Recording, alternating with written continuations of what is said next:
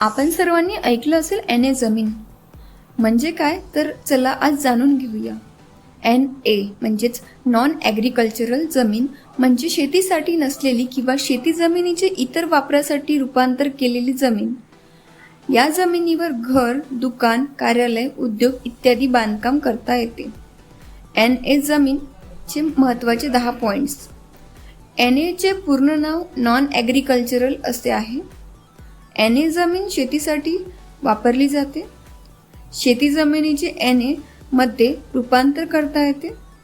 घर बांधण्यासाठी बहुतेक वेळा NA जमीन आवश्यक असते. दुकान, कार्यालय किंवा उद्योगासाठी NA जमीन वापरली जाते. NA परवानगी महसूल विभागाकडून दिली जाते. NA जमिनीची किंमत अनेकदा शेती जमिनीपेक्षा जास्त असते. जमिनीचा वापर बदलण्यासाठी कायदेशीर प्रक्रिया पूर्ण करावी लागते. NA जमिनीवर बांधकामाचे नियम लागू होतात. जमीन खरेदी करताना ती NA आहे की नाही हे तपासणे महत्त्वाचे आहे. अशाच काही माहितीसाठी लाईक आणि सबस्क्राईब करा इन्फो स्टडी. धन्यवाद.